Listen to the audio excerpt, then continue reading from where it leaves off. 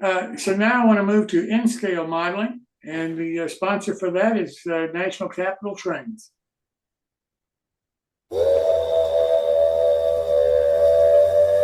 National Capital Trains is the largest supplier of N-scale modeling products in the state of Virginia. We have been in business since 1989. We carry a full line of modeling products, specializing in N and HO-N3 scales. We carry a large selection of competitively priced high-quality N-scale products from Atlas, Bachmann, Digitrax, Intermountain, Cato, Microtrains, NCE, Pico, Rapido, Soundtrax, as well as Brass. For foreign railroad train aficionados, we offer a wide selection of Japanese and European prototype trains. We are located 20 miles from Washington, D.C. in Springfield, Virginia. We are a short 7-minute drive off Interstate 95. Stop in and see us for the best in N-scale. We also have online ordering on our website, including great prices and expert advice. Call us for your N-scale modeling needs and advice. Use the QR code to visit our website. We look forward to serving you. And Clem Harris is the host for this. Hi guys, this is Clem Harris, your Nutrax Modeling N-scale host. This month, we're going to keep working on the BNSF 9653. As you've seen, we've talked about how to renumber it, how to get the old numbers and graphics off of a Cato locomotive shell, and how to get where you want to go with that and change the number. You've seen where we've started weathering it. In this month's segment, you'll see where I go back and I add the number boards in the front and the front handrails. The reason why I wait to do those at the very end is I've found that if you touch those or handle those in any capacity while you're still putting the shell together, inevitably I wind up knocking them off, and then I have to go back and redo it and do it multiple times. And it's so much easier for me if I just do those all the way at the very end. And one of the things that you'll see is I use just a little spot of microsol to be able to seal those in and get the air bubbles out from under the decals so they don't silver up. And then I just take a spot of the Tamiya Clear and touch it over the number boards. So it has just a real slight glossy look, but nothing overpowering or like glassy, too shiny looking, but just enough that it shows appropriately. You'll see as I go through this month's segment, I'm doing a very more of a 30,000 foot view in installing a sound decoder into this locomotive. It's not meant in a 15-minute segment to be able to hit every little nook and cranny of this process, but just to show you the basic install process. And you'll see towards the end of my video segment this month where it's programming. And it's just a brief overview to be able to show you that, hey, you can do this too. Any of the projects that you'll see me share while I'm working on the N-scale segment are things that if I can do it, anybody can do it. I try and make these very straightforward for everybody. I hope you enjoy this month's segment, and thank you very much for watching.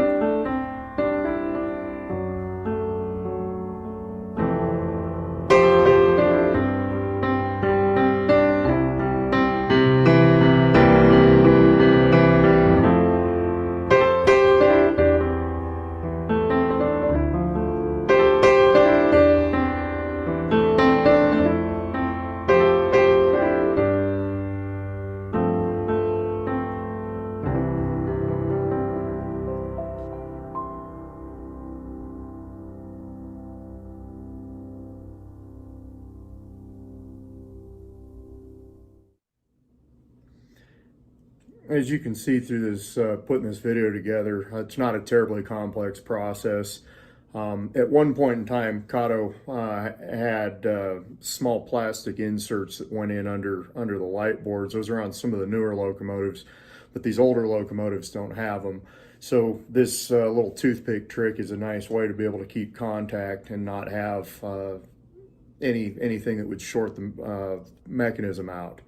You'll see in the next few slides that I share that we're going to reuse the motor tabs off the original light board. That's a little bit of soldering, unsoldering, and then soldering back to the new decoder. And then I've also, in this process, I also build my own enclosures. And you might ask why I choose to go that route. For me, I found that when I build my own enclosures, it allows me to fit a speaker in any available space that I have and still be able to get decent sound quality. And then I also have used that same mentality as to where I get my speakers from. I don't use either the ESU or TCS speakers. I've had really good luck sourcing my own speakers from DigiKey that allow me to have a different resonant frequency, different impedances as need be, or even different wattage ratings for the output of the speaker and what they can handle.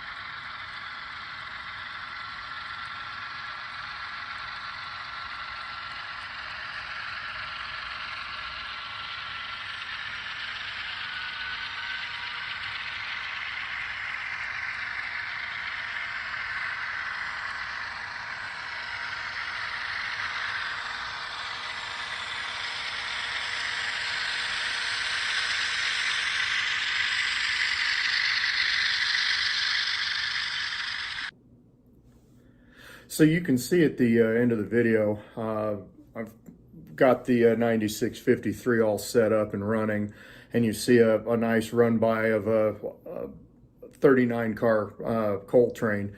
This is, I don't really like doing prototypical length trains because in the real world, this train would be 130 cars. And it's just not practical, even in N scale.